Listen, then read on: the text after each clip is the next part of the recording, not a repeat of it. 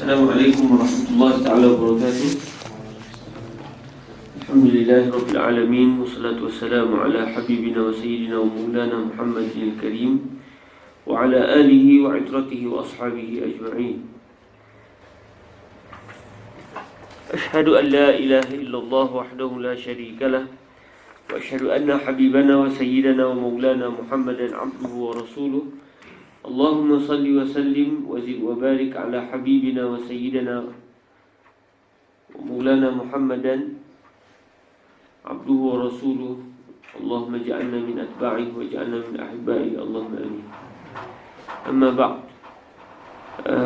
Syukur pada Allah SWT kita bertemu pada malam yang pagi ini untuk kita baca bab yang seterusnya daripada kitab Al-Madi. Dan pertemuan lepas ada masalah yang tak lepas tak? Semua selesai ya? Saya ingat saya semua selesai. Fadhal khusus Ali. Okey, hari ini kita akan masuk pada bab majaa fi karahiyati ayyattakhidha 'ala al-qabri masjidah. Bab majaa fi karahiyati ayyattakhidh 'ala al-qabri masjidah.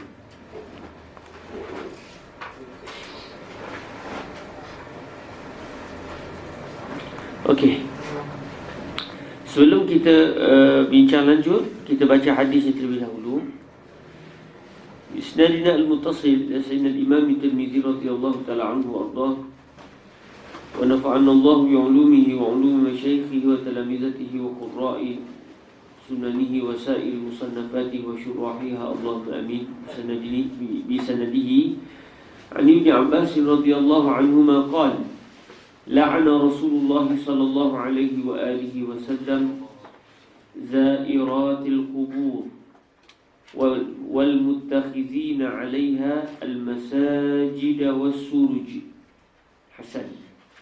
Yang maksud daripada Sayyidina Ibn Abbas radhiyallahu anhuma katanya, melaknat Rasulullah sallallahu alaihi wa alihi wasallam akan sekalian yang menziarahi kubur. Laknat Rasulullah sallallahu alaihi wasallam akan sekalian yang menziarahi kubur. Cuma dalam bahasa zairat, maksud wanita, bukan lelaki lah. Zairat maksudnya wanita-wanita yang menziarahi kubur. Dan yang mengambil atasnya, iaitu atas kubur tadi, akan masjid dan pelita-pelita. Maksudnya diletakkan pelita dan juga lampu di kubur. Okey. Jadi secara zahirnya Nabi SAW melaknat mana-mana orang wanita yang menziarahi kubur. Nabi juga melaknat orang yang menjadikan kubur sebagai masjid.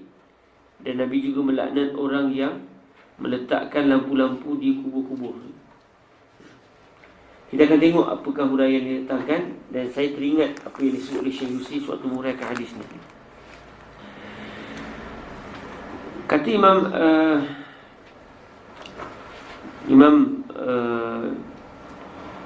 Allah, memang tak sihat Tak maaf kita baca takat mana dapat ini Hari ni tiba-tiba saja tak sihat pula. Mungkin sebab dah lama tak akan share stok Kalau ada share stok tu rasa sihat balik tu. Kata Imam Syekh Muhammad Idris Ibn Abdul Rauf Al-Marbawi rahimahullahu azza wa jal wa nafa'ana Allah bi 'ulumihi wa 'ulumi masyaikhihi wa talamizatihi wa qurra'i bahri al-madi wa sa'il musannafatihi wa syurahiha, Allahumma amin. Qal babu ma jaa'a fi karahiyati ay yattakhidha 'ala al-qabri masjidah. 18. Bab yang telah datang ia pada menyatakan hadis tegah mengambil atas kubur itu akan masjid. So dia dibina masjid di atas kubur. Kubur di atasnya dibina masjid. Ketahuilah kiranya ya saudaraku, telah datang hadis menegahkan bikin. Lama tak dengar kalimah ni. Ni orang Johor selalu sebut ni. Bikin. Ketahuilah kiranya ya saudaraku, telah datang hadis menegahkan bikin masjid di atas kubur. Maksudnya membina masjid di atas kubur. Maka padanya ada qaul ulama seperti lagi akan datang kenyataannya kemudian daripada diterangkan hadis yang dikeluarkan oleh Imam Tirmizi ini, iaitu katanya an Ibn Abbas radhiyallahu anhuma qala la'ana Rasulullah sallallahu alaihi wa alihi wasallam zairatil qubur wal muttakhidhina 'alaiha al masajid was-suruja. Diriwayatkan daripada seorang sahabat Nabi sallallahu alaihi wasallam lagi saudara sepupunya, iaitu Sayyidina Abdullah bin Abbas, seorang sahabat dalam masa yang sama ahli keluarga Nabi. Beliau dengan Nabi sepupu sebab ayahanda beliau Sayyidina Al-Abbas merupakan bapa saudara Nabi alaihi salatu wasallam. Cuma jarak umur antara Nabi dengan Sayyidina Al-Abbas 3 tahun.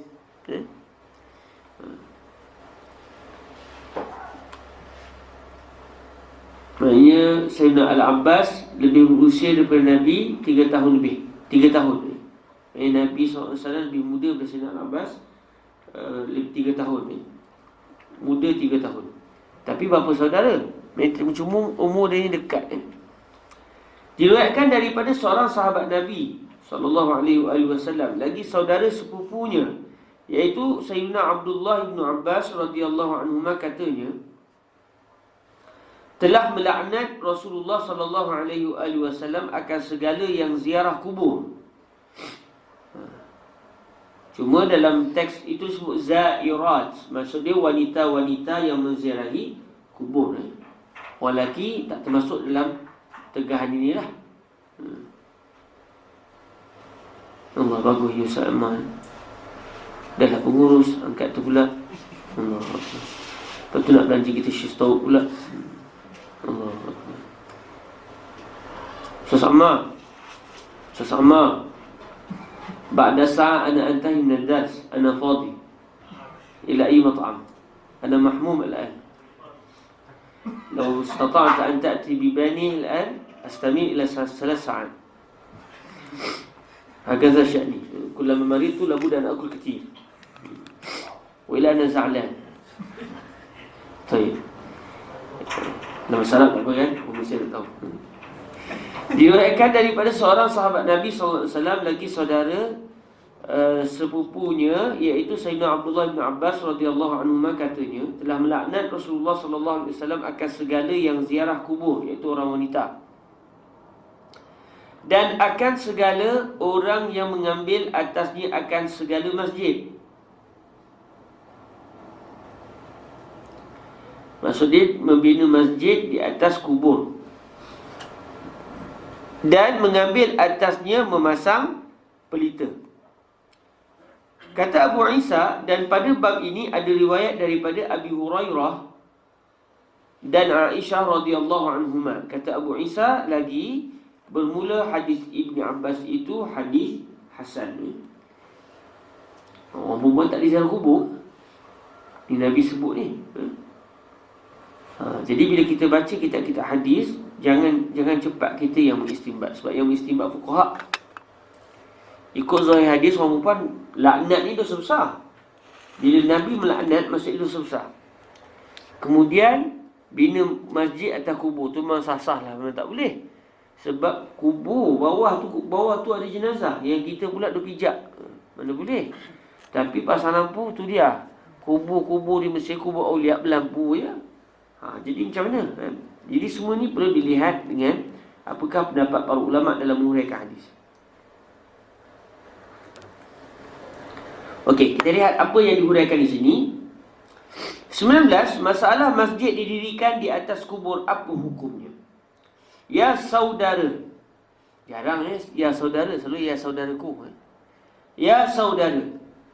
Telah banyak berlaku seperti di dalam negeri Mesir sekarang, masjid itu bersamaan dengan kubur wali dan ulama yang salihin. Tapi beza kan? Bukan masjid atas kubur, tapi rumah si wali itu, akhirnya si wali dikebumikan dalam rumah tu, kemudian orang datang, akhirnya dibina masjid. Masjid mengelilingi rumah si wali, akhirnya dengan rumah-rumah si wali itu masuk dalam masjid. Macam Imam Sya'rani. Maka Imam Sya'rani itu dalam masjid. Sebenarnya itu bukan masjid, itu rumah beliau, tapi akhirnya kawasan itu telah dijadikan sebagai masjid. Sebab dari segi hukum, apabila tanah wakaf itu diwakafkan untuk masjid, haram kita kebumikan orang dalam masjid. Sebab tanah itu sudah diwakafkan untuk masjid, bukan diwakafkan untuk kubur. Tapi yang berlaku di Mesir, kebanyakan kubur-kubur wali ni dalam masjid. Sebab apa? Asal bukan masjid, asal tu rumahnya. Orang dulu bila meninggal selalunya kubur rumah sendiri. Kadang-kadang macam makam Sayyidina Al-Husain itu, makam Sayyidina Al-Husain itu asalnya adalah di dalam istana. Mereka kita masuk makam tu sebenarnya itu adalah dalam istana sebenarnya. Akhirnya istana pun hilang, jadi masjid tu. Jadi begitulah kisahnya. Kita tengok apa yang Syekh nak sebut di sini. Maka hukum itu ada bertafsil. Maksudnya ada perincian. Maka hukumnya itu ada bertafsil, iaitu adalah zaman dahulu daripada Nabi kita sallallahu alaihi wasallam, iaitu Yahudi, memperbuat gerejanya pada kubur anbiya. Dan kubur itu di dalam gereja hala kiblat. Dan kubur itu di dalam gereja hala kiblat. Maka jadilah mereka itu sembahyang berkiblatkan kubur hingga bertapis-tapisan. Jadilah kubur itu disembah sebagai tok pekong. Sebagai tok pekong, sebagai sembahan berhala lah. Tok pekong tu maksud berhala lah. Akhirnya kubur itu yang disembah.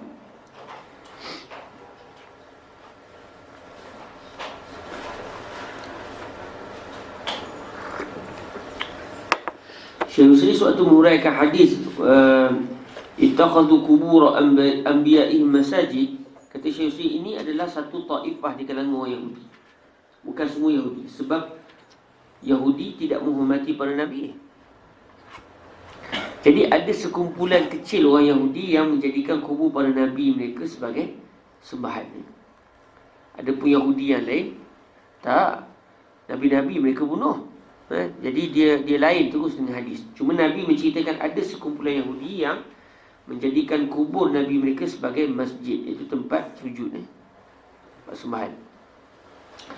Maka semacam inilah yang diharamkan oleh syarak, dan demikianlah tegahnya yang dikehendaki dalam hadis pada masalah 18 itu, yakni dibangunkan masjid dan kubur itu hala kiblat, kemudian sembahyang berhadap kepadanya. Macam kubur, contoh macam kalau kita lihat macam makam. Siapa yang pernah pergi ziarah makam Sidi Abdul Hasan Asyazuli di Al-Humaisarah. Bila kita sembahyang dalam kawasan makam itu, bila kita menghadap kiblat, kita akan menghadap kubur terus. Tapi ada dinding. Masalahnya bukan kubur seketul, tapi sudah ada dia punya dinding dia.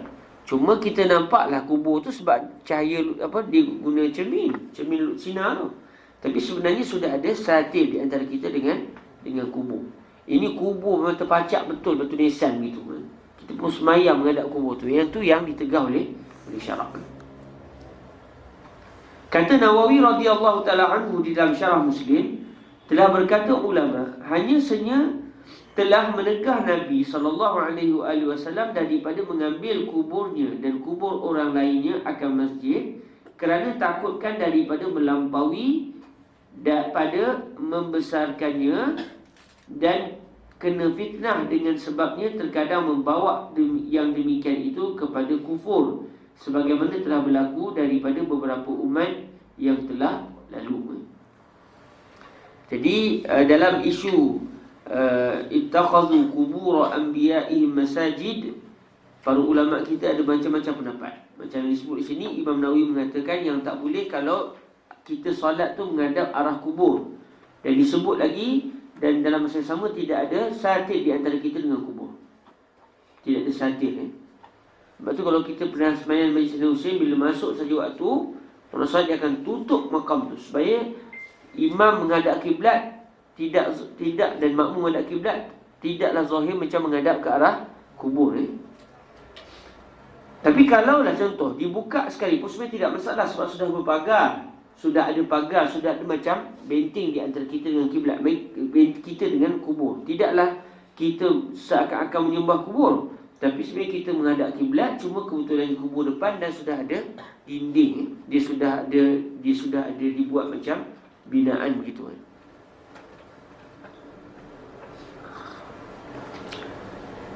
Sebagai ulama pula menafsirkan hadis ni dengan mengatakan bahawa yang ditegah oleh Nabi adalah kita sujud di atas kubur.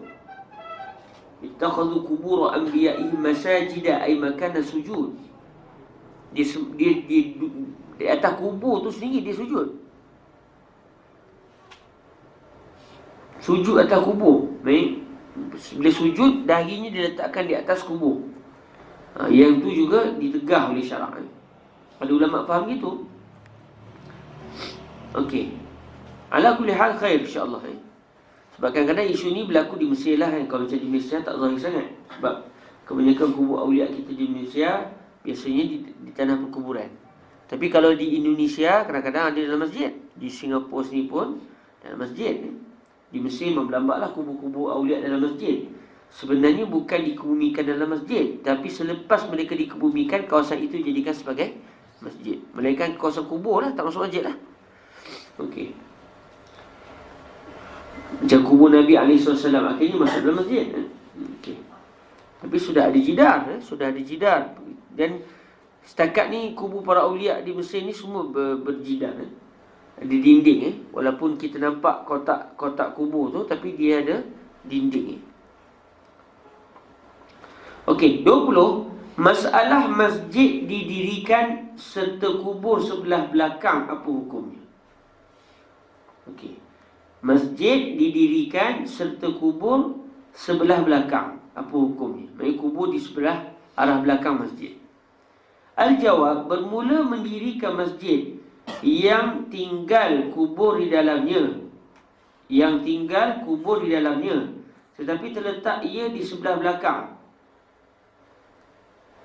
atau terletak ia di hadapan tetapi ada dinding, macam saya sebut tadi. Dan semua kubur-kubur di Mesir, kubur-kubur awliya yang ada dalam masjid, semuanya berdinding. Walaupun Lut Sina dinding kaca lah katakan, tapi still dinding. Tetapi ada dinding yang mengeluarkan dia daripada bahagian masjid, atau dibangunkan dia di sisi kubur. Maksud dinding itu didirikan di sisi kubur, maka iaitu tiada mengapa. Tidak bolehnya kubur betul-betul terpacak depan kiblat. Kita pula menghadap kiblat dengan tak ada dinding apa semua, memang nampak kita menyembah kubur tu.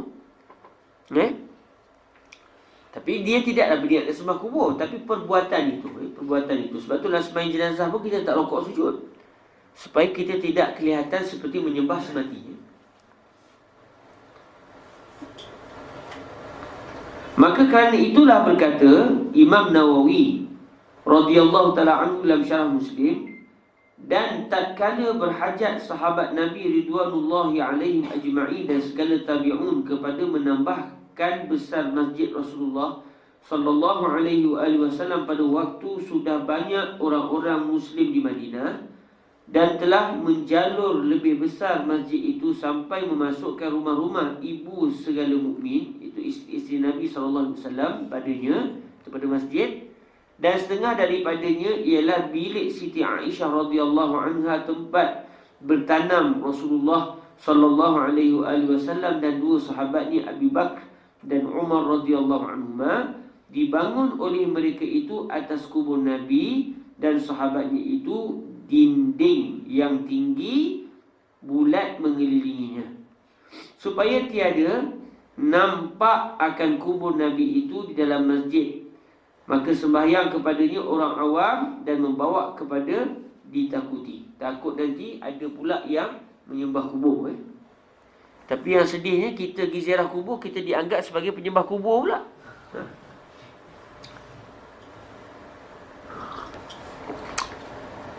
Bila kita duduk di makam mana-mana wali Allah SWT, lepas tu kita angkat tangan menghadap si kubur tu, menghadap kubur. Dia kata kita menyembah kubur. Padahal kita berdoa di sisi kubur. Dia kata pula minta kepada semati. Kita kata bukan minta semati, minta Allah dengar doa kami. Kami kata ya Allah, cuma bi barakati hadzal wali, isma' nida'ina masalan, isma' nida'ana wa kaza wa kaza wa kaza. Jadi kadang-kadang masyarakat ini dia cepat dalam hukum. Dalam masa yang sama, benda yang dia cepat itu berkait dengan masalah akidah pula.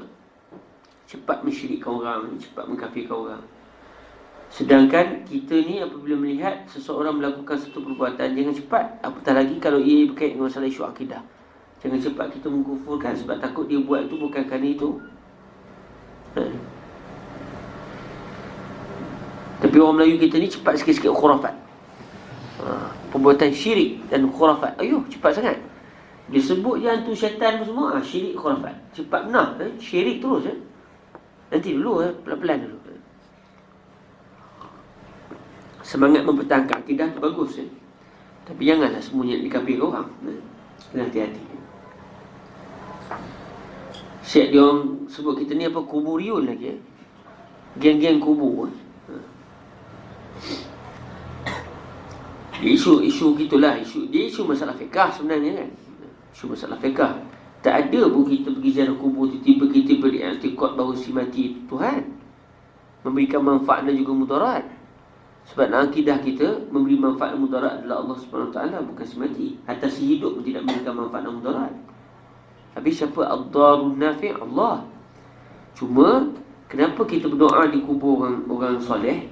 Sebab mereka hidup dalam kubur mereka. Ruh mereka itu tak mati. Ruh mereka itu berada di kubur mereka. Sebab kubur orang soleh ini adalah taman-taman syurga. Mereka sedang berseronok melihat apakah gambaran yang akan, apakah nikmat yang Allah akan bagi di akhirat kelak. Di kubur tu di tengah seronok melihat, oh gini bentuk syurga aku. Macam tengok filem lah, asyik begitu. Kemudian kita berdoa. Roh tak mati, roh hidup. Yang mati jasad. Bahkan ada juga para awliya dengan jasad-jasad ni juga tak mati. Tak apa dimakan bumi. Bila kita berdoa, kalau si mati itu sebut amin,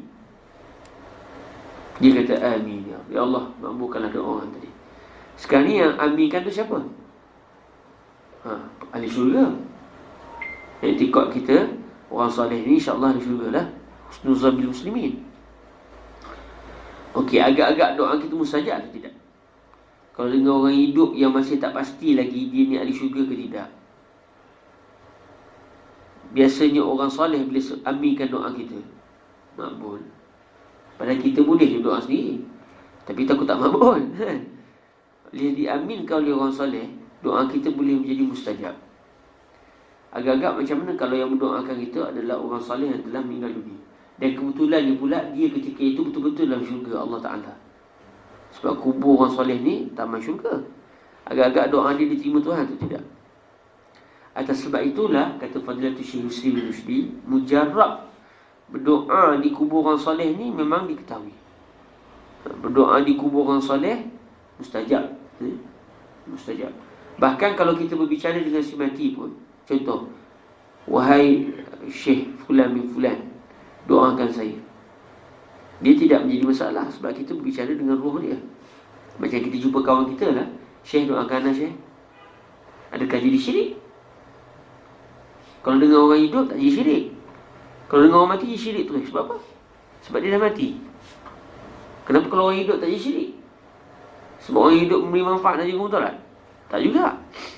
Sebagaimana orang mati tidak memberi manfaat dan mudarat, orang hidup juga tidak memberi manfaat dan mudarat. Tapi doa orang soleh diterima Allah, insya-Allah. Jadi dengan sebab itulah berdoa di kubur orang soleh ni adalah mustajab. Okey.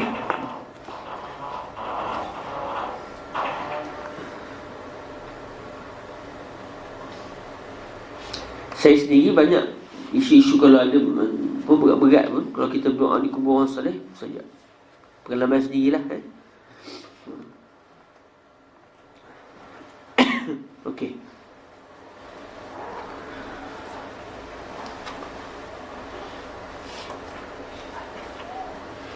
Kemudian daripada itu pula diperbuat mereka itu dua dinding dari sebelah dua bucu kubur itu, dari sebelah utaranya dan dipanjangkan keduanya hingga bertemu hujung, hingga tiada boleh seorang berhadap kepada kubur itu.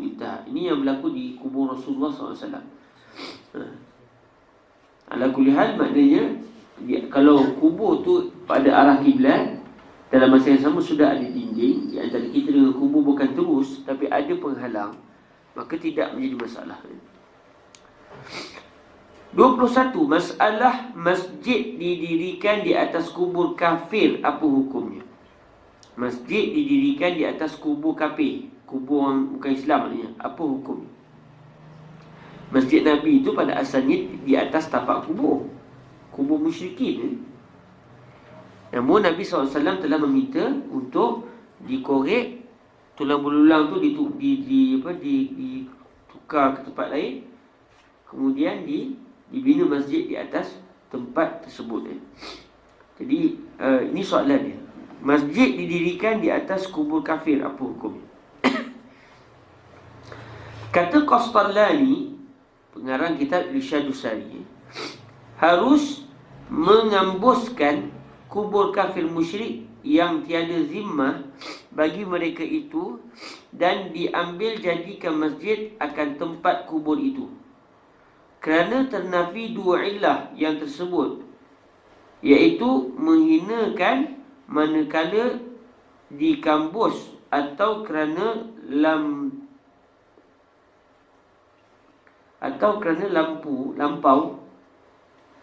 lampau membesarkan manakala tiada dikambus.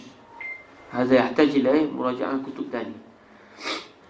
Kerana tiada berdosa menghinakan kubur musyrik yang bukan zimmi itu dengan kambus dan memperbuatkan masjid pada tempatnya, dan bukannya pula membesarkan baginya hanya senya ialah daripada pihak menukarkan tiada baik kepada baik. Intah.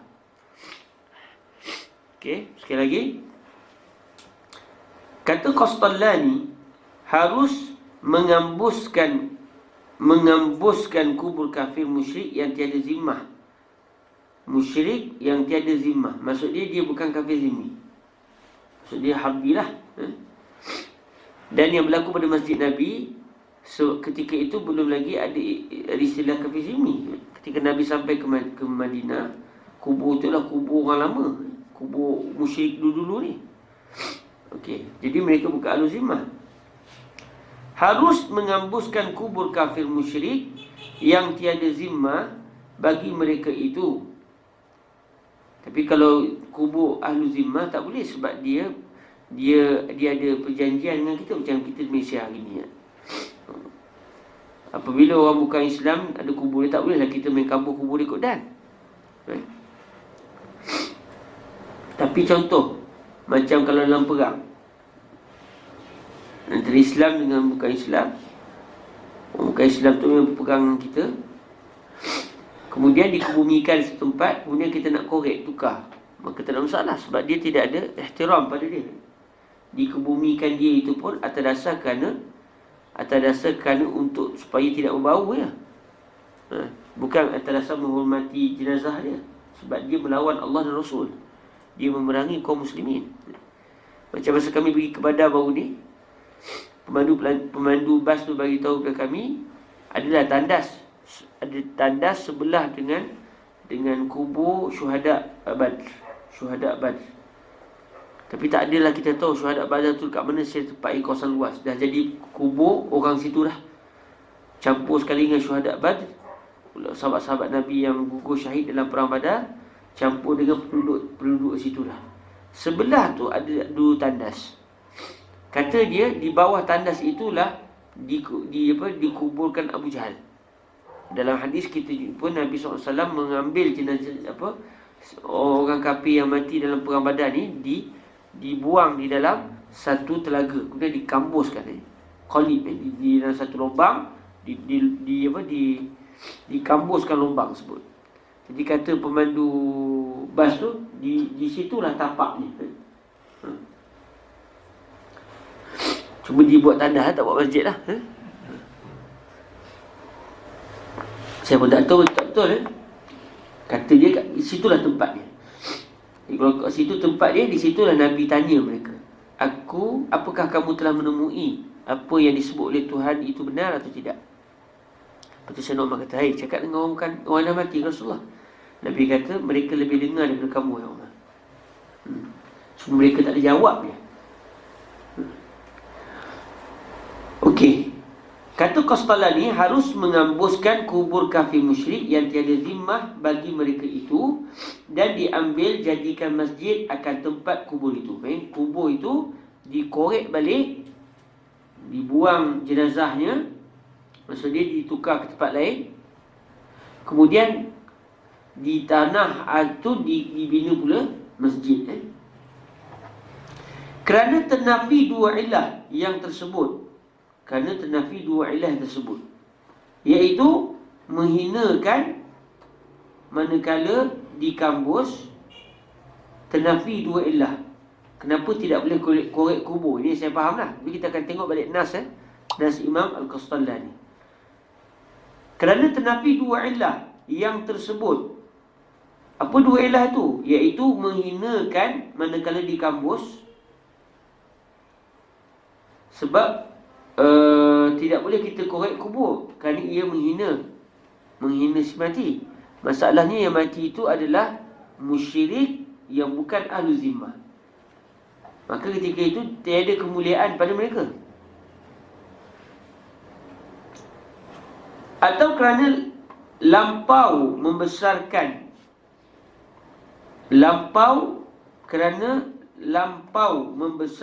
manakala tiada di kampus. Yang ini saya tak faham. Kerana lampau membesarkan manakala tiada di kampus. Kerana tiada berdosa menghinakan kubur musyrik yang bukan zimmi itu dengan kampus, maksudnya dikorek semula, dan memperbuatkan masjid pada tempatnya. Dan bukannya pula membesarkan baginya, hanya senya ialah daripada pihak menukarkan tiada baik kepada baik. Di tempat kita bukan nak bila kita bina masjid atau kubur musyrik, bukan untuk kita mengagungkan si musyrik itu, tapi kita nak menukar dia pada tempat tak baik kepada tempat baik. Cuma yang di atas tu saya tak faham. Siapa ada jumpa teks Imam Al-Qastalani?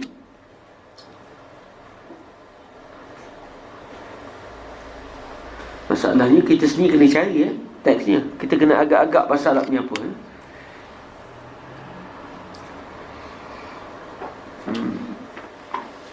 Nabshu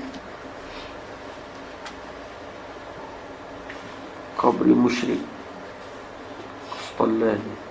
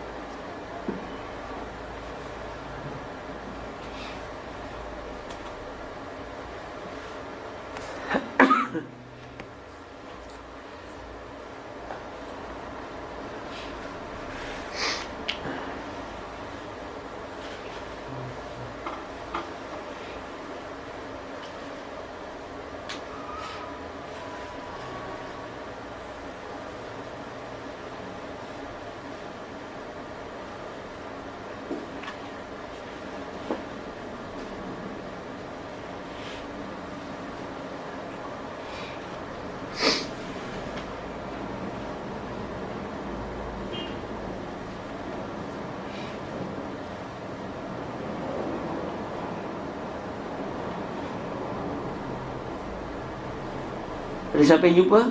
Kalau siapa yang jumpa, kita cari terus Syadusari. Kita jumpa Kitabus Salah.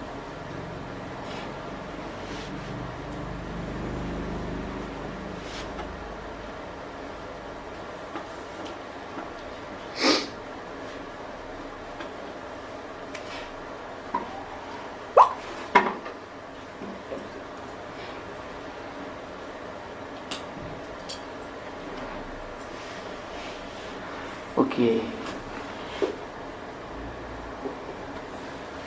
Kan ikut asal Kita baca sekejap. Hadza babun bitanwin هل تنبش قبور مشرك الجاهلية؟ الاستفهام للتقرير كقوله تعالى هل أتى على الإنسان حين من الدهر أي يجوز نبشها أي نبش قبور مشرك الجاهلية. Ini daripada kitab Irsyad Sari لأنه لا حرمة لهم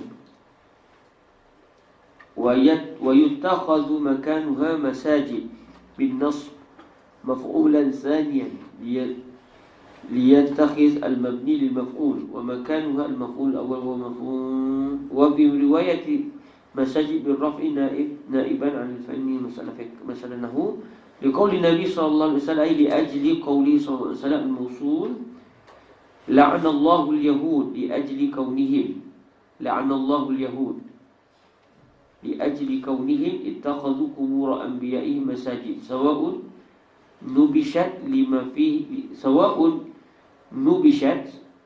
لما فيه من الاستهانة أو لم تنبش لما فيه من المغالاة في التعظيم بعبادة قبورهم وسجود لها وكلاهما مذموم. ويلتحق بهم أتباعهم وحينئذ فيجوز نبش قبور المشركين الذين لا ذمة لهم واتخاذ المساجد مكانها لانتفاء العلتين المذكورتين. يعني بما inilah ayatnya إذ لا حرج في استهانتها بالنبش واتخاذ المساجد مكانها وليس تعظيما لها وإنما هو من قبيل تبديل السيئة بالحسنة. وعلى هذا فلا تعارض بين فعله عليه الصلاة والسلام في نبش قبور المشركين واتخاذ مسجده مكانها وبين لعنه عليه الصلاة والسلام من اتخذ قبور الأنبياء مساجد لما ذكر من الفرق. Okey, siapa nak catat? Boleh catat sebab teks ni kalau kita baca semata-mata rasanya tak faham. Ya akhi معلش di hadza qalami hatta aktub. Okey, siapa nak catat catat siapa tak nak catat catat.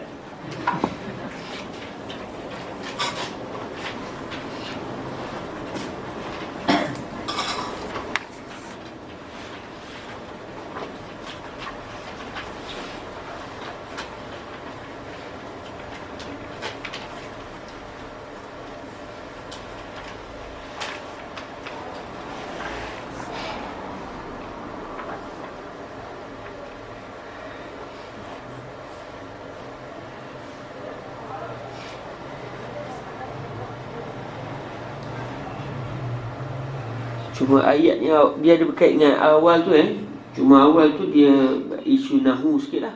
Nak catat ambil semua, panjang pula. Ataupun kita boleh kata begini okay. Panjang sikit lah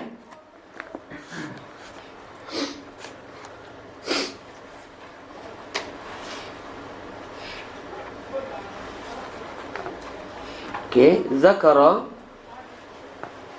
القسطلاني ذكر القسطلاني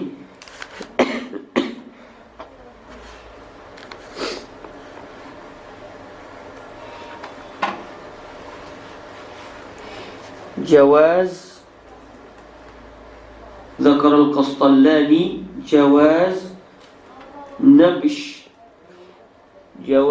نبش قبور مشركي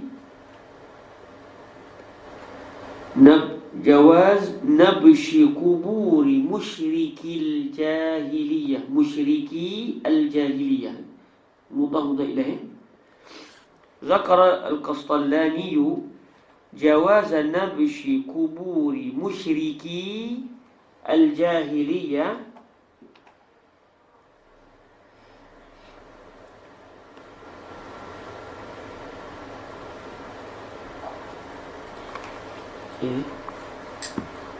ليه لم يكن ظاهرا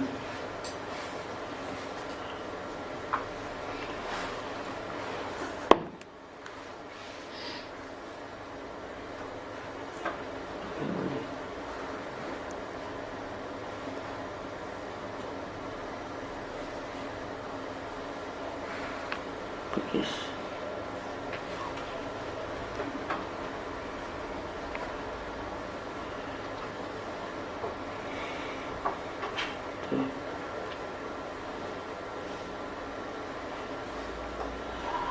Okay. ذكر القسطلاني جواز نبش قبور مشرك الجاهلية.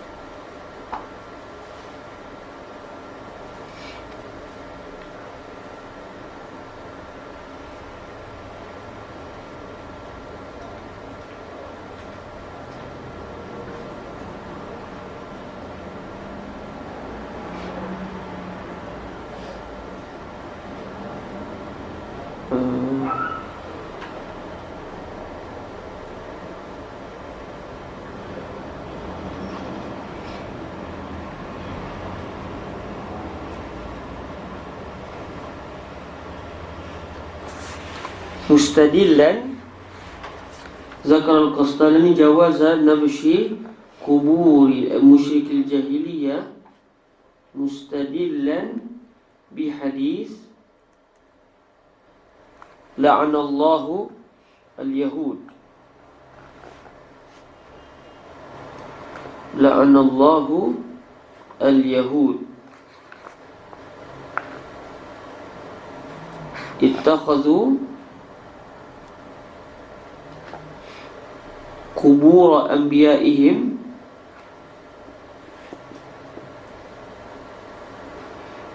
masajid. Tamam ya? Zakar al-Qastalani jawaz nabshi kuburi musyrikil jahiliyah mustadillan bihadis la'anallahu al-yahud ittakhadhu kubur anbiya'ihim masajid. Faqal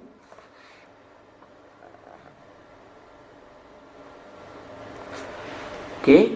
Sawa'un faqal sawa'un nubishat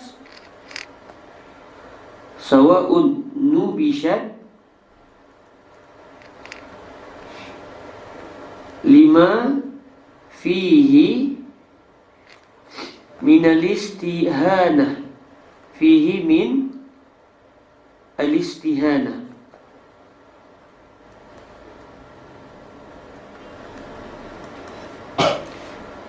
faqal sawa'un nubishat lima fihi min al-istihana aw lam tunbash aw lam tunbash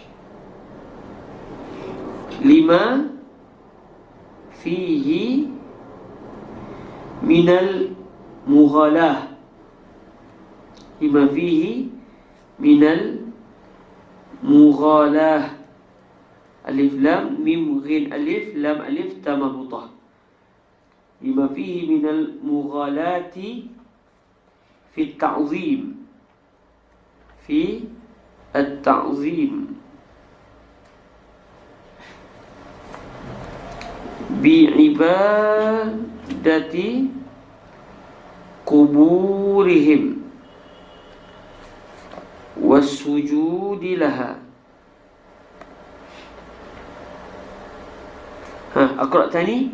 ذكر القسطلاني جواز نبش قبور مشرك الجاهلية مستدلا بحديث لعن الله اليهود اتخذوا قبور أنبيائهم مساجد فقال سواء نبشت لما فيه من الاستهانة أو لم تنبش لما فيه من المغالاة في التعظيم بعبادة قبورهم والسجود لها.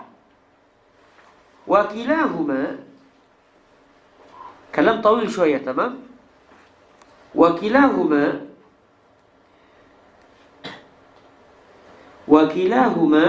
مذموم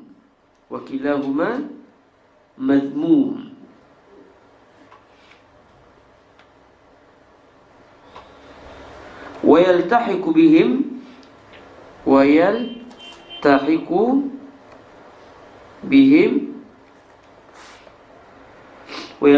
بهم أتباعهم.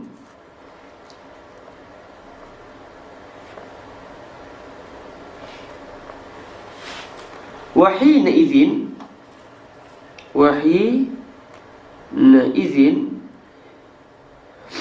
فيجوز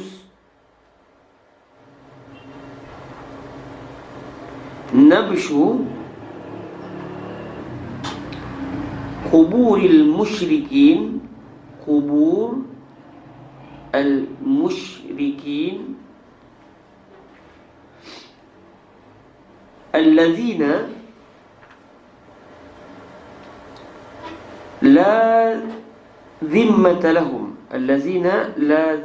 الذين لا ذمة لهم واتخاذ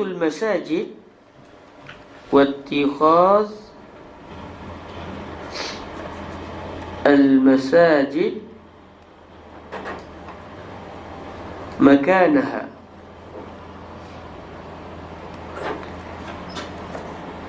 طيب، وكلاهما مذموم. أقرأ ثاني. وكلاهما مذموم ويلتحق بهم أتباعهم.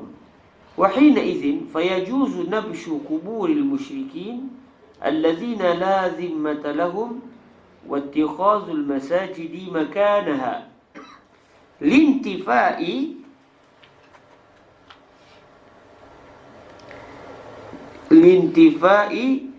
العلتين المذكورتين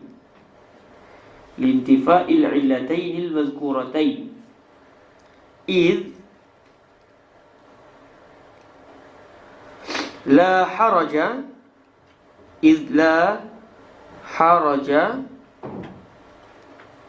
في استهانتها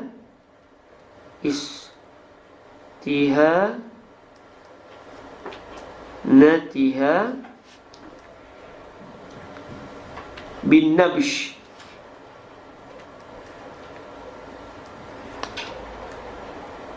يا طويل قوي. إذ لا حرج في استهانتها بالنبش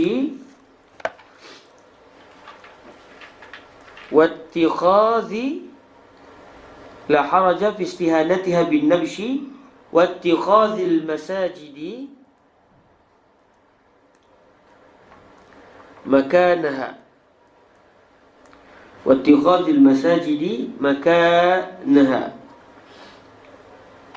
وليس تعظيما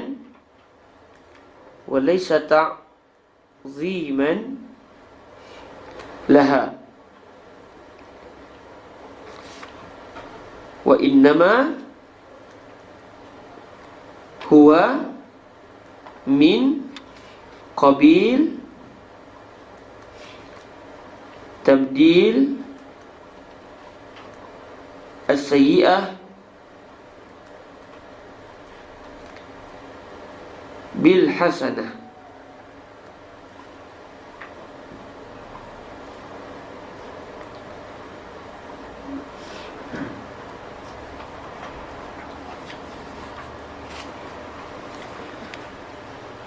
تمام كده انتهى إن شاء الله. في كلام تاني ولكن أظن هنا تمام. أقرأ تاني إن شاء الله من أوله. Ini semua kata qala al-Qastallani. Supaya kita nak faham ya ayat ni. Zakar al-Qastallani jawaz nabshi kuburi musyriki al-jahiliyyati mustadillan bihadis la'anallahu al-yahud ittakhadhu kubur anbiya'ihim masajid. Faqal sawa'un nubishat lima fihi min al-istihanati aw lam tumbash lima fihi min al-mughalati fi at-ta'zim بعبادة قبورهم والسجود لها وكلاهما مذموم ويلتحق بهم أتباعهم. وحينئذ فيجوز نبش قبور المشركين الذين لا ذمة لهم واتخاذ المساجد مكانها لانتفاء العلتين المذكورتين إذ لا حرج في استهانتها بالنبش واتخاذ المساجد مكانها وليس تعظيما لها وإنما هو من قبيل تبديل السيئة بالحسنة. Jadi Imam Al-Qastalani bila mendatangkan suatu menghuraikan Sahih Bukhari, suatu beliau menghuraikan hadis yang berbunyi la'anallahu al-yahuda ittakhadhu qubur anbiya'ihim masajid, Allah melaknat golongan Yahudi yang telah mengambil kubur para nabi mereka sebagai masjid-masjid. Lalu Imam Al-Qastalani memahami hadis ini bahawa hadis ini menjadi hujah, tidak menjadi masalah kalau kita korek kubur orang musyrikin yang bukan ahlu zimmah, dan juga tidak menjadi masalah untuk kita bina masjid di atas tapak kubur mereka. Sebab apa? Kata beliau, sebab larangan yang Allah cela golongan Yahudi membina masjid di atas kubur para nabi mereka. Kenapa mereka dilaknat? Kerana dua illah. Salah satu daripada dua illah. Illah yang pertama, kerana kubur itu dikorek. Kubur nabi-nabi dikorek. Kalau mereka korek, apa yang berlaku bila korek kubur nabi-nabi, keluarkan jasad nabi-nabi, maka di situ berlaku istihanah, berlaku penghinaan kepada yang meninggal dunia. Apatah lagi yang meninggal dunia sebut adalah nabi, seorang nabi. Jadi illah yang pertama yang Allah Ta'ala cela mereka kerana kalau mereka gali balik semula kubur nabi-nabi, berlaku istihanah. Itu satu. Kemudian kalau mereka tak gali, apa yang berlaku? Mereka sudah melampau di dalam menghormati para nabi, iaitu jasad masih ada di bawah, dalam masa yang sama mereka sujud menghadap ke arah tempat lokasi kubur para nabi. Jadi ilah yang kedua yang dilaknat, mereka dilaknat kerana mughalah, mereka melampau-lampau di dalam menghormati para nabi, sehingga mereka sujud kepada kubur para nabi. Dan kata Imam Asqalani, begitu jugalah orang yang mengikut perbuatan Yahudi. Walaupun mereka bukan Yahudi, siapa yang ikut perbuatan Yahudi, kalau berlaku salah satu dari dua ilah ini, mereka juga dilaknat oleh Allah SWT. Apabila mereka menghina atau apabila mereka melampau di dalam menghormati. Okey. Jadi kata Imam Al-Qastalani, wahina idzin fayajuz nabshu kuburil musyrikin allazina la zimmata lahum. Berdasarkan dua ilah ini yang menyebabkan masyarakat Yahudi dicela oleh Allah, daripada dua ilah ini, tahulah kita tidak menjadi masalah untuk kita korek balik kubur musyrikin yang bukan ahlu zimmah. Sebab dua ilah ini tidak wujud. Idza intafatil illah intafal hukm, wa idza wujidatil illah wujidal hukm. Apabila dua ilah ini ternafi, maka ternafilah celaan tersebut. Sebab apa? Sebab allazina la zimmata lahum, musyrikin tidak ada zimmah. Musyrikin yang kita korek kubur ini bukan musyrikin ahlu zimmah. Sama ada musyrikin zaman dulu ni, sebelum wujud negara Islam, macam yang dibuat oleh Nabi. Suatu Nabi nak ni, di situ ada kubur musyrikin yang lama-lama. Jadi dikorek sebab mereka tidak ada kehormatan. Tapi kalau ahlu zimmah tak boleh korek sebab mereka ada kehormatan perjanjian itu. Okey. Kemudian dalam masa yang sama, boleh juga fayajuz nabshu kuburil musyrikin alladzina la zimmata lahum wattikhazul masajid, ay wa yajuzu aidan ittikhazul masajidi makanaha. Boleh juga untuk kita menjadikan tapak kubur musyrikin itu sebagai masjid. Kenapa? Kenapa kedua-dua perbuatan ini tidak menjadi masalah? Kalau kita nak korek kubur musyrikin yang bukan ahlu zimmah pun tak berdosa. Kalau kita nak jadikan tapak kubur mereka itu sebagai tempat solat pun juga tidak berdosa. Sebab apa? Lintifa'il illatain al-mazkuratain. Sebab sudah ternafi kerana tidak wujud dua illah yang telah disebutkan tadi, iaitu illah yang pertama istihanah. Sebab kita tidak menjadi masalah untuk kita istihanah mereka. Yang tak boleh kita istihanah orang yang ada zimmah ataupun orang Islam terus. Yang kedua, ta'zim. Kita tak ta'zim. Siapa kata kita ta'zim yang semati tu? Kalau kita tak galilah kubur. Okey, buktinya kenapa? La haraja fi istihanatiha bin nabshi. Kalau kita gali kubur mereka, kita gali kubur itu tidak ada masalah untuk kita menghina, kita melakukan perbuatan yang menunjukkan unsur penghinaan tersebut kepada si mati. Sebab si mati itu bukan ahlu zimmah. Yang kedua, wattikhazul masajidi makanaha la haraja fi istihanatiha bin nabshi wa kadzalika la haraja fi ittikhazil masajidi makanaha wa laysa ta'zima laha. Bila kita bina kubur di atas kubur musyrikin yang bukan ahlu zimmah, sama ada dia ahlul harb. Contohlah kubur Abu Jahal tu, kita bina tapak di atasnya kita bina masjid. Adakah maksudnya kita menghormati Abu Jahal sebab Abu Jahal di bawah ni? Tulang belulang dia semua kat bawah tu. Adakah maksudnya kita menghormati Abu Jahal? Tidak. Walaysa ta'ziman laha wa innama huwa min qabil tabdili sayyi'ah bil hasanah. Sebab tempat tu tempat buruk, kita tukar je tempat baik. Bukan kita menghormati si mati yang berada di bawah. Yang tak bolehnya, kalau berlaku ta'zim, mughalah fi ta'zim. Yang kedua, kalau kita berlaku intihak hurmati man lahu hurmah. Jadi atas dasar itu tidak menjadi masalah untuk kubur musyrikin dikorek semula. Kalau si musyrikin itu, si kafir tersebut bukan ahlu zimmah. Jadi kalau bercakap Malaysia tak boleh lah. Malaysia tak boleh lah. Tapi katakan kita jumpa satu kubur yang umur dia adalah sebelum terbentuknya kerajaan. Musyrik yang hidup sebelum Islam sampai ke tanah Melayu. Kalau kita nak gali lah. Kubur Firaun nak korek lah. Sebab la hurmatah.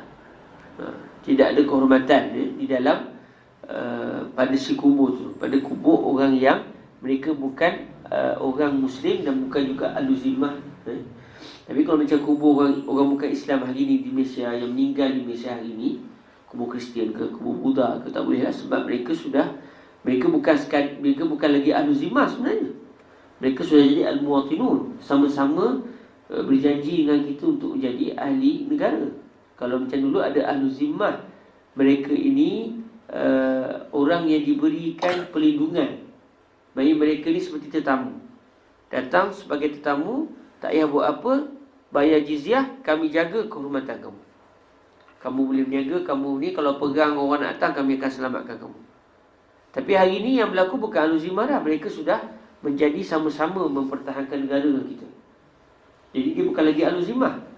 Dia jadi seperti sukan. Dia sudah menjadi sukan hari ni. Sebab tu kalau ikut sebagai masyarakat kita, tidak ada istilah lagi ahlu zimmah. Macam di Mesir, orang Kristian di Mesir bukan ahlu zimmah. Sebab mereka bukan lagi tetamu, mereka adalah ahlul balad. Okey, sistem yang dibuat dulu ni, mereka ni seperti tetamu. Sebab dulu sistem ada sistem perang. Jadi bila dalam satu negara tu menang, jadi yang menjadi tuan kepada negara tu siapa? Yang menang tadi. Okey, siapa nak duduk? Boleh minta izin dulu lah. Jadi macam tetamu lah. Dia bukan penduduk tetap lah istilahnya. Tapi kalau hari ini sudah bukan lagi ahlu zimmah, bahkan lebih lagi lah. Dia panggil sebagai al-muwatin. Sebab tu mereka tak kena bayar jizyah. Sebab mereka sendiri terlibat untuk mempertahankan diri mereka. Dan mereka sendiri yang terlibat untuk mempertahankan negara sendiri. Lepas tu bila kita baca kitab fiqh ni zaman dulu ni, dalam kita nak tatbik tu memang kena rujuk dengan ulama semasa dalam memahami teks kitab turas. Takut kita fahami kitab turas, kita ingat realiti kita macam realiti yang disebut dalam kitab turas. Okey. Itu adalah apa yang disebutkan oleh Al-Imam Al-Qastalani. Rasa kita dah faham. Sekarang kita baca balik teks Imam Syekh Idris Marbawi, dan kita insya-Allah saya kira kita akan faham terus. Setelah kita datangkan bahasa Arabnya. Hebat bahasa Arab Nak faham bahasa Melayu kena buka bahasa Arab. Jangan buat main Alhamdulillah. Rezeki sebenarnya boleh cakap, kita boleh bahasa Arab sikit, boleh faham sikit Alhamdulillah. Cuma cakap Arab jarang sikit Tak apalah, insya-Allah Tak cakap Arab pun insya-Allah dia boleh jadi hebat bahasa Arab secara tiba-tiba insya-Allah, tanpa perlu berlatih. Tarjum najat wa lam tasmasarika as-safinah insya-Allah tajid lagi bahasa. Qala okey, kata Qastallani. Kenapa ada masalah kan? Kan? Okey. Kun fayakun takut. Tak payah cakap Arab, sama-sama kawan insya-Allah. Kalau Allah berkehendak boleh tak payah berlatih. Belajar pun tak payah. Kalau Allah nak bagi ilmu, bagi terus. Okay, kata Qastallani, tak boleh cakap begitu La yu'minu ahadukum hatta yuhibbu li akhihi ma yuhibbu. Astaghfirullahaladzim. Okey, saya minta maaf tak buat lagi. Kata Qastallani, harus mengembuskan. Maksud harus mengembuskan sini kita peringkat awal saya faham maksudnya kita kambus balik. Kambus ni maksudnya yang kita faham tutuplah kan. Tapi kambus yang dimasukkan sini adalah korek, nabsh. Dan maksud lagi nabsh. Harus mengambuskan, maksudnya harus mengorek kubur kafir musyrik yang tiada zimmah bagi mereka itu. Zimmah maksudnya perlindungan. Zimmatullah. Maksud mereka itu bawah perlindungan Allah. Si musyrik ini dia tidak berada di bawah lindungan Allah dan juga lindungan Rasul. Dia bukan ahlu zimmah. Tapi dia musyrik zaman jahiliah. Zaman contoh macam kita, kalau di Malaysia tu, zaman katakan kubur sebelum Islam masuk ke Tanah Melaka. Begitu zaman batu tu. Okey, boleh gali tak? Ni kubur ni. Boleh. Dan diambil, maksudnya harus juga untuk diambil jadikan masjid akan tempat kubur itu. Jadi ada dua isu. Isu gali pun tak ada masalah. Kalau kita tak nak gali, terus kita nak buat masjid atas itu, tak ada masalah. Kalau kubur Islam tak boleh. Kubur orang bukan Islam yang ahlu zimmah juga tidak boleh. Sebab ada kehormatan. Kalau orang Islam lagi-lagilah kehormatan. Kalau orang bukan Islam, kehormatannya sudah apa? Kerana perjanjian itu. Mereka sudah berjanji setia. Jadi atas dasar mereka berjanji setia dengan kita, di situ ada kehormatan. Walaupun etikad kita yang mati, yang bukan Islam yang mati dalam keadaan bukan Islam, tak adalah dia, habislah dia. Dia akan tanggunglah derita sampai bila-bila. Di alam barzah sampai ke hari akhirat. Kenapa boleh dua benda tadi? Kerana ternafi dua illah tersebut. Dua illah tu yang kita bincang tadi, iaitu ihtiram, al-mubalaghah ataupun al-mughalah fi ta'zim, melampau dalam menghormati. Dan yang kedua adalah kerana istihanah. Kita apa istilah cakap Melayu? Menghina. Kerana ternafi dua illah tersebut, iaitu menghinakan manakala dikambus, maksudnya manakala dikorek, atau kerana lampau, maksudnya melampau. Lampau di sini bukan lampu tu memang kita kena baris lampau. Fa tu baris atas, waw baris mati. Lampau. Tadi fikir kat lampu mana pula ni Ijaz lama begitulah Tapi bila kita dah faham isu dia, kita tak baca lampu dah Atau kerana lampau membesarkan manakala tiada di kampus. Baik, kita buat masjid di atas kubur yang dihormati, dalam masa yang sama tak kampus, tak dikorek. Maksudnya apa? Kita nak hormat sungguh yang berada di bawah tu sampai kubur dia jadi masjid. Jadi ada unsur melampau-lampau dalam menghormati. Maka ini juga tidak boleh. Tetapi pada kubur musyrikin yang tidak ada zimmah tadi, tidak berlaku dua ilah ini. Okey, kenapa tak ada masalah untuk kita korek balik kubur kafir musyrik yang tiada zimmah? Atau kita tak korek sekalipun, tapi kita jadikan kubur mereka sebagai masjid. Kenapa tidak berdosa? Kerana tiada berdosa menghinakan kubur musyrik yang bukan zimmi itu dengan kambus, maksudnya dengan korek, dan memperbuatkan masjid pada tempatnya. Maksudnya tiada berdosa juga kalau kita memperbuatkan masjid pada tempatnya, iaitu di atas kubur si musyrik tadi, yang bukan al-zimmah. Dan bukannya pula membesarkan baginya. Bila kita buat masjid di atas kubur si mati yang dia musyrik, yang bukan al-zimmah, kita tak korek pun, jenazah masih di bawah, kubur tulang ni masih di bawah. Ini bukan kerana kita membesarkan dia, hanya saja ialah daripada pihak menukarkan tiada baik kepada baik. Intah. Alhamdulillah, selesai kefahaman kita kepada perkara ini. Alhamdulillah. Kalau kita buat kubur, kita tak buang, tak korek dulu, adakah sebabkan orang zikir dan semayang orang kat atas tu menyebabkan ahli kubur tu azab diringankan ke? Siapa orang bawah tu? Musyrikin Mekah. Musyrikin Mekah. Musyrikin lah. Musyrikin yang bukan al-zimmah, al-fatrah dan sebagainya. Kalau al-fatrah, lebih-lebih lagi lah, dia memang tidak langsung kena ke al-fatrah. Katakan Islam sampai kepada dia, tapi tak nak masuk Islam, dia bukan al-fatrah. Adakah dengan sebab zikrullah tadi akan meringankan azab dia? Wallahu a'lam. Wallahu a'lam. Adakah azab dia diringankan atas sebab zikir orang di atas? Wallahu a'lam. Kenapa? Kerana meringankan azab itu tidak mustahil bagi pihak musyrikin. Bahkan saya teringat lagi bila kami bincang dengan Syekh Said, boleh tak kita yang Islam mendoakan kebaikan kepada si mati yang bukan Islam? Kita doakan mereka, tapi kita doakan apa? Bukan, ya Allah janganlah kau azab dia, ya Allah janganlah masukkan dia neraka, jadikan dia bersama kami dalam syurga. Itu memang tak boleh lah, berdosa.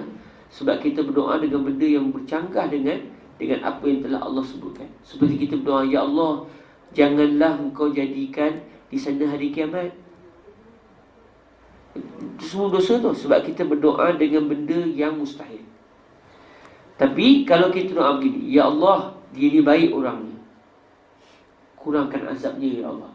Boleh kita doa begitu? Boleh. Sebab pengurangan azab kepada orang bukan Islam yang mati dalam keadaan bukan Islam, itu tidak mustahil bagi Allah Ta'ala. Jadi bila kita berdoa kepada dia, ada kebaikan untuk dia dari sudut kurangnya azab. Jadi adakah orang berzikir di atas tu akan mengurangkan azab dia? Min fadlillah. Kalau Allah mahu, Allah boleh buat. Tapi adakah memang akan berkurang? Tak tahu. Ada pun hadis yang menceritakan Nabi Nabi belah pelepah kurma tu, lalu zikir dan juga istighfar daripada pohon batang kurma, pelepah kurma itu akan meringankan azab yang di bawah. Itu memang yang di bawah tu memang orang Islam. Jadi memang orang Islam ni untuk dikurangkan azabnya itu memang sangat-sangat dituntut, dan kita mengharapkan agar azab, kalau berlaku azab dikurangkan. Tapi untuk orang bukan Islam, adakah baik tumbuh-tumbuhan itu juga akan memohon kepada Allah untuk dikurangkan azab mereka? Saya tak tahu. Ya Allah Ta'ala a'la wa'ala. Secara realitinya saya tak tahu. Tapi adakah benda tu satu benda mustahil? Tidak mustahil. Tidak mustahil.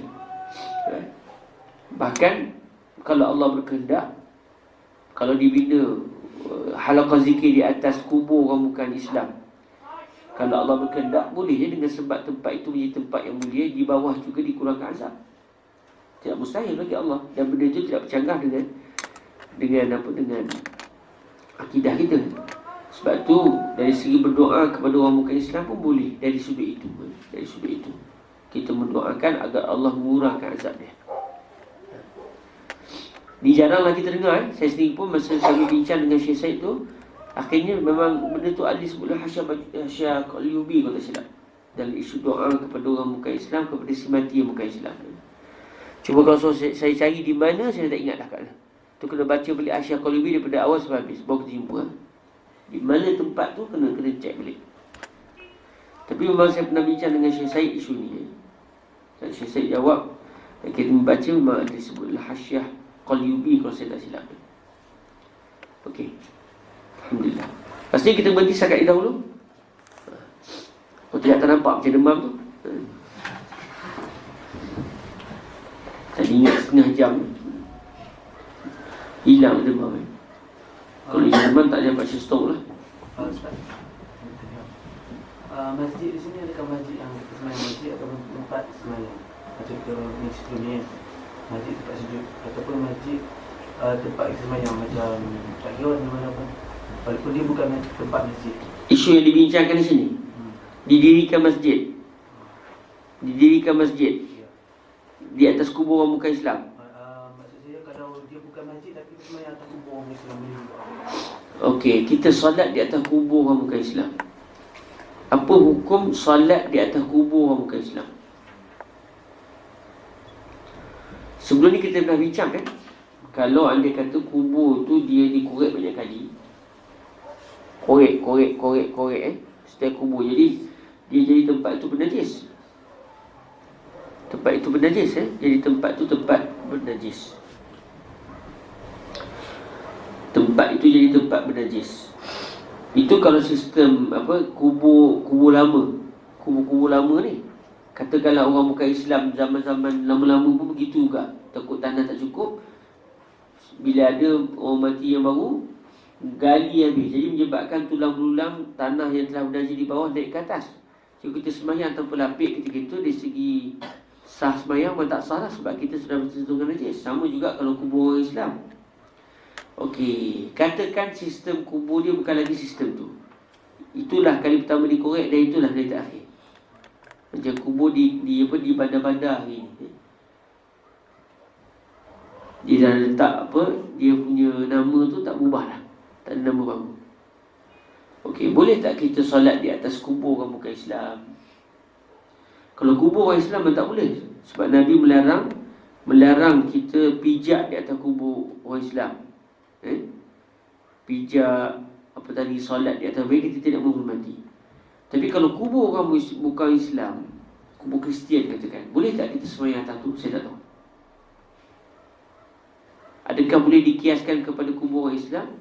Wallahualam. Kalau ikut zahir hadis disebut umum, tidak, jangan pijak kubur. Tidak sebut kubur orang Islam. Boleh atau tidak, wallahualam. Tetapi dari segi ruh syariatnya, kalau kita cuba melihat dari segi apa yang akan berlaku kalau kita sembahyang di atas kubur orang bukan Islam, orang bukan Islam akan nampak kita tidak menghormati. Dan dia menyebabkan orang nampak Islam ni begini, jadi dia tak sesuai dengan dia. Jadi secara fiqahnya, adakah haram atau tidak, saya tak tahu. Adakah ia haram atau tidak, saya tak tahu. Boleh tak kita solat di atas kubur orang orang bukan Islam? Kalau dalam perbahasan kita ni, isunya adalah kalau kubur itu kubur bukan ahlu zimmah yang mafish laisa fihi ihtiram wala laisa fihi hurmah. Kalau kita fahami isu ini, mari kita dapat juga faham bahawa kalau kubur itu adalah ahlu zimmah, tak boleh kita solat di atasnya. Buat masjid pun tak boleh. Solat juga tidak boleh, kerana dia akan menafikan ihtiram kepada perjanjian zimmah antara kita dengan dia. Okey. Tapi adakah itu yang difahami secara fiqh, itu saya tak tahu. Kalau buat masjid jelas lah, tak boleh lah. Ni kita pergi bentang sejadah atau kubur dia, kita solat. Boleh atau tidak, saya tak tahu. Ada disebut sembahyang di atas kubur berlapik. Disebut kubur orang bukan Islam sekali. Dia tak sebut Islam ke tak Islam.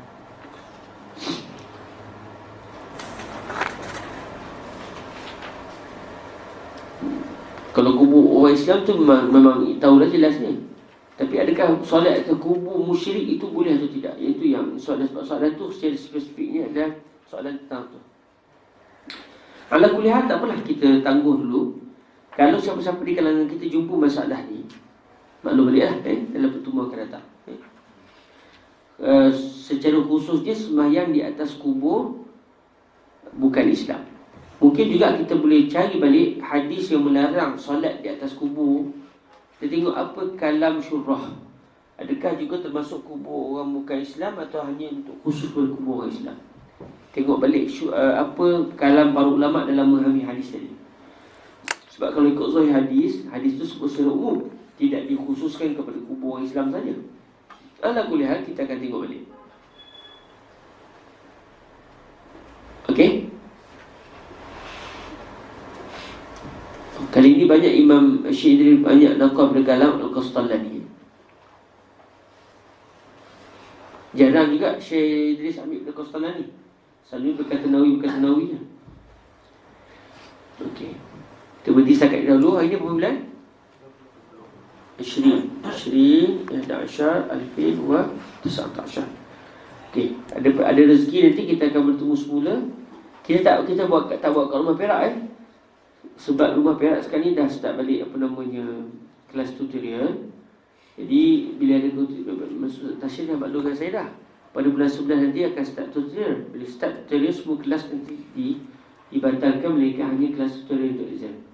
Jadi dalam tempoh ni semua kelas kita baru-baru kita buat di luar jam. Satu lagi hari apa? Jumaat jam berapa malam kan? Pas maghrib. Di sini ada kelas saya pun dah terlupa lah. Tak ada. Itu kita terus kat sini lah. Dan kelas kita ni pun akan sampai setakat bulan 11 ni. Bulan 12 kita tawakuf macam biasa untuk exam. Nanti kita jumpa balik bulan 2 kalau ada rezeki, insyaAllah. Alhamdulillah. Ya? Quratul Ain pun sambut tu. Quratul Ain pun kita. Quratul Ain apa Oh, eloklah, terus sekali lah. Harap-harap saya tak pengsan. Quratul Ain. Laisa li akhi Zaidin akhun. Tidak saudara kepada Zaid tidak ada saudara lain. Saudara kepada Zaid, adik-beradik Zaid, ada satu orang tu dia adik-beradik Zaid. Dia ni tak ada langsung adik-beradik. Itu isu dalam Quratul Ain. Ada satu orang, dia ni ada seorang adik ataupun abang namanya Zaid. Abang kepada Zaid ataupun adik kepada Zaid ni dia tak ada langsung abang ataupun adik. Habis Zaid tu siapa? Itu isu dia. Isu dia adalah untuk memahami laisa kamitslihi syai'. Okey, ada rezeki kita akan bertemu semula. Semoga diberkati Allah Subhanahu Wa Taala. Aku qouli hadza wa astaghfirullah li lakum. Kita tangguhkan baca kita dengan menyebut salasilah Nabi alaihi wasallam. Sudah menjadi adat, kita pun teruskanlah. Alhamdulillah saya tengok ramai dah hafal ramai dah hafal salasilah Nabi. Nanti kita cuba fikir siapa yang paling buat nasyid untuk dia buat pula senarai nama isteri-isteri Nabi pula. Sebab saya sendiri pun tak hafal tu. Tak teringat kita. Nanti kalau siapa kita tak, tapi kena pakat dengan orang pandai nasyid lah. Okey. Huwa Muhammad ibn Abdillah ibn Abdil Muttalib ibn Hashim ibn Abdi Manaf ibn Qusay ibn Kilab ibn Murrah ibn Ka'b ibn Lu'ay ibn Ghalib ibn Fir ibn Malik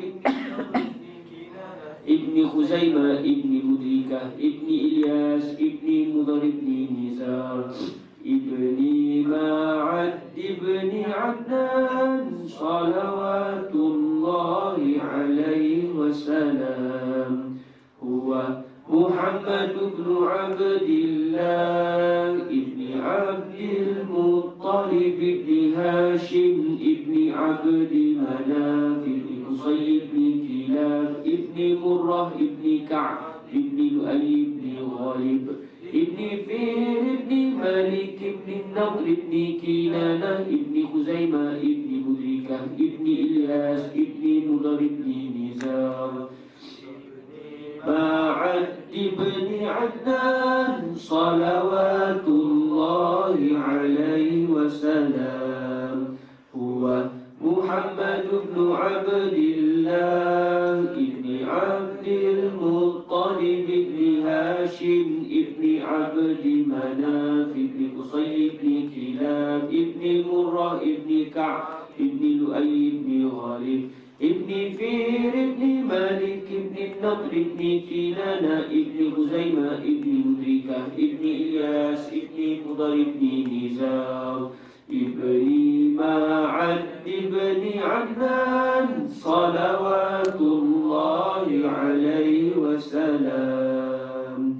اللهم صل أفضل صلاة على أسعد مخلوقاتك سيدنا محمد وعلى آله وصحبه وسلم عدد معلوماتك ومداد كلماتك كلما ذكرك الذاكرون وغفل عن ذكره الغافلون. اللهم صل أفضل صلاة على أسعد مخلوقاتك سيدنا محمد وعلى آله وصحبه وسلم عدد معلوماتك ومداد كلماتك كلما ذكرك الذاكرون وغفل عن ذكره الغافلون.